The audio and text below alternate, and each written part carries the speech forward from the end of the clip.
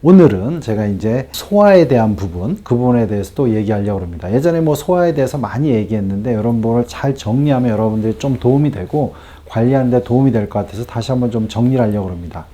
우리가 이제 소화가 잘 안 된다. 그러면 이제 물론 내과를 가서 내과 선생님한테 기본적인 내시경을 받고 문제가 있나 보고 뭐 약을 처방받고 그러죠. 자, 이런 내과적인 부분 말고 여러분들이 고려해야 될 부분이 많은데 이런 부분에 대해서 제가 설명을 드리려고 합니다. 먼저 여러분들이 이제 아셔야 될 건 뭐냐면 우리가 이제 내시경을 보면 점막을 보는 거죠. 내장 안에 있는 점막을 보는 거예요. 그래서 점막이 헐었다든가 뭐 염증이 있다든가 뭐 이런 걸 보는 거죠. 근데 이제 장이라는 게 특히 이제 위나 이런 장이라는 게 점막만이 있는 게 아니라 점막 아래 이제 위벽을 쌓고 있는 위가 움직여주게 하는 연동 운동을 하게 해주기는 이런 근육이 있죠. 그래서 위가 이제 근육으로 움직인다는 거하고 근육을 쌓고 있는 또 장간막이라고 장 안에서 또 이렇게 쌓고 있는 막이 있죠. 그래서 이렇게 위 자체의 구조가 있습니다. 그리고 이 위가 움직일 수 있는 신경이 또 나오겠죠.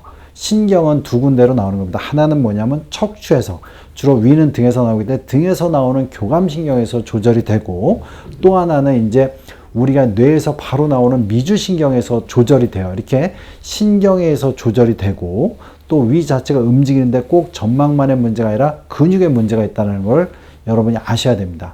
그래서 이 위에서 문제가 될 때 일단 세 가지 측면에서 한번 보셔야 돼요. 그러면 내과적인 문제를 좀 제껴놓고 내 위에 근육에 문제가 있나를 좀 보셔야 됩니다. 그러니까 장을 움직이는 근육의 문제. 이것 때문에 자꾸 소화가 안 되고 더부룩하고 잘 체하시는 분들이 있어요. 그게 무슨 얘기냐? 우리가 이제 근육 운동을 할 때 적절히 운동을 하면 근육의 운동이 되지만 과하게 운동하면 근육이 뭉치는 거죠. 그 다음에 근육이 아파서 잘 못 움직이잖아요. 이런 거랑 똑같이 위를 움직이는 근육을 무리하게 하는 거는 뭐냐? 결론은 과식이라는 거죠. 갑자기 음식이 많이 들어오면 부하가 걸려서 이거를 움직여주는데도 부하가 걸리지만 양이 많이 들어오면 위 벽이 팽창해야 되는데 우리 어느 이제 근육도 과도하게 스트레칭을 하면 근육이 망그러지듯이 위도 똑같다는 거죠. 그래서 자기가 평상시에 먹던 양에서 너무 급속히 늘려버리면 위는 문제가 된다는 거예요. 왜냐하면 근육이기 때문에. 그래서 이제 먹는 양을 적절히 조절하는 게 되게 중요합니다. 또한 갑자기 먹으면 똑같아요. 양을 늘려도 서서히 늘어나야 위가 정이 되는데 갑자기 많이 먹으면 빨리 먹는 분들이 있죠. 그러면 위 기능이 떨어질 확률이 되게 많습니다. 왜냐하면 근육이 운동도 갑자기 빠르게 하면 우리가 근육이 더 잘 뭉치듯이 천천히 하면 좀 부하가 적게 걸리듯이 위도 똑같다는 거죠. 자, 그리고 또 하나는 뭐냐면 찬 걸 많이 먹을 때 문제가 됩니다. 내가 찬 걸 먹으면 벌컥벌컥 먹으면 이게 위로 와서 우리가 바퀴 근육도 찬데 딱 닿으면 근육이 확 뭉치듯이 위도 뭉친다는 거예요. 그래서 이제 찬 거를 드시지 않으셔야 됩니다. 그래서 위 근육이 예민하신 분들은 과식을 하거나 속식, 빨리 먹거나 그 다음에 이제 찬 거를 드시거나 이러면 잘 체한다. 그러면 그걸 조절하셔야 됩니다. 아시겠죠? 꼭 이런 걸 삼가하셔야 돼요. 자기 먹는 패턴을 잘 보셔야 됩니다. 자, 이런 거는 스스로 좀 관리를 하셔야 될 문제고, 그 다음에 이제 이런 신경의 문제인데, 이 미주신경이라는 건 뇌에서 나오는 거기 때문에 이건 시민성하고 연관이 많이 됩니다. 시민성이라는 건 뭐냐면 스트레스. 내가 스트레스를 받으면 스트레스에서 부교감 신경이 기능이 떨어져서 우리가 위 기능이 떨어집니다. 이런 분들은 좀 이제 예민하시고 뭔가 고민이 많고 스트레스에 민감한 분이죠. 이게 뭐 자기가 조절은 안 되지만 그런 분들은 미주신경의 기능이 빨리 떨어져서 잘 체한다는 거예요. 물론 그러면 약간 스트레스를 조절하는 뭐 안정제라든가 이런 걸 쓸 수도 있는데 여러분들이 이제 그러면 약간 스트레스를 받을 때 스트레스하고 먹는 거하고 같이 동일하게 섞어 놓으면 안 된다는 거예요. 그게 무슨 얘기냐면 식사할 때 식사에 집중하셔야 됩니다. 식사에. 그래서 이제 우리가 감사하게 먹고 이 음식을 맛있게 먹으려고 정신적으로도 준비를 하고 이렇게 드시면 상당히 위 기능이 좋아질 수가 있습니다. 근데 먹으면서도 막 스트레스 받는 부분을 생각하고 미리 이 먹는 거에 대한 어떤 우리가 입에서 침이 막 고이고 이러려면 미주신경이 나오는 건데 그 침도 안 먹고 바짝바짝 된 데서 음식을 먹으려면 당연히 소화가 안 되고 위액도 안 나오기 때문에 소화가 안 되는 겁니다.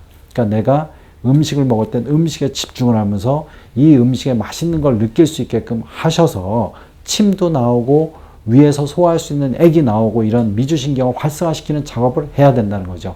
그래도 내가 지금 스트레스 받을 게 너무 많다. 그러면 물론 병원에 오셔서 약간의 뭐 이런 안정제라든가 약간 뭐 너무 우울한 상황이다 그러면 항우울제를 드실 수 있습니다. 그래서 이런 시민성의 문제 때문에 또 위장 기능이 떨어질 수 있다는 거.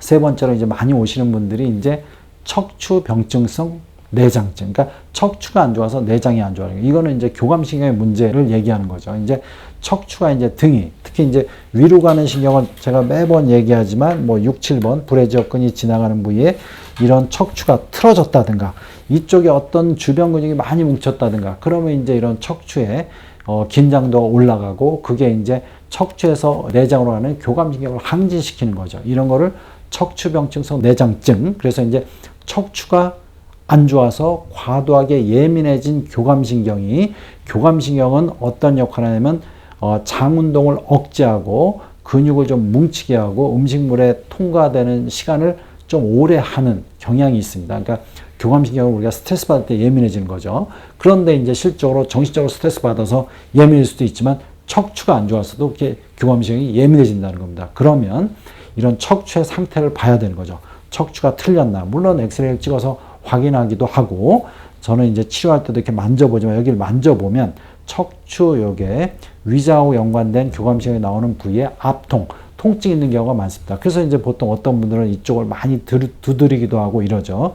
그래서 이제 이런 부분이 물론 자가적으로는 집에서 그쪽을 등을 이렇게 움직여서 좀 푼다든가 배우잖아. 이런 분들이 등을 좀 많이 마사지 해줘도 어느 정도 도움이 되는데 이런 부위 잘 해결이 안 된다면 이 부위를 좀 틀어짐을 잡거나 그 다음에 신경이 나오는 부위에 많이 예민한 부위를 주사로 좀 치료하면 좀 더 빨리 풀릴 수가 있습니다. 그래서 이런 척추의 문제 때문에 교감신경이 과활성화된 거 이런 문제도 꽤 많다는 걸 여러분들이 알고 계시고 이런 분들은 좀 적극적으로 치료하셔야 되고 평상시에 자세를 잘 잡고 이런 요 부위에 문제 되시는 분 중에 상당수는 오래 앉아 있는 분들이 또 많다는 거죠. 그럼 오래 앉아 계시지 말고 등이 자연스럽게 풀릴 수 있게끔 우리가 걷는 거, 적절히 걷는 거라든가 뭐 잘 안 걸으신다면 우리가 이제 직장 생활하다가 뭐 사무를 보던 와중에도 등을 조금씩 잡고 이렇게 풀어주는 형식으로 이렇게 풀어주고 이렇게 해주시는 게 중요하다고 하겠습니다. 그래서 지금같이 위장을 움직여주는 근육의 문제, 또 하나는 이제 시민성, 어떤 스트레스나 이런 거에 의해서 내장 기능이 떨어질 수 있고,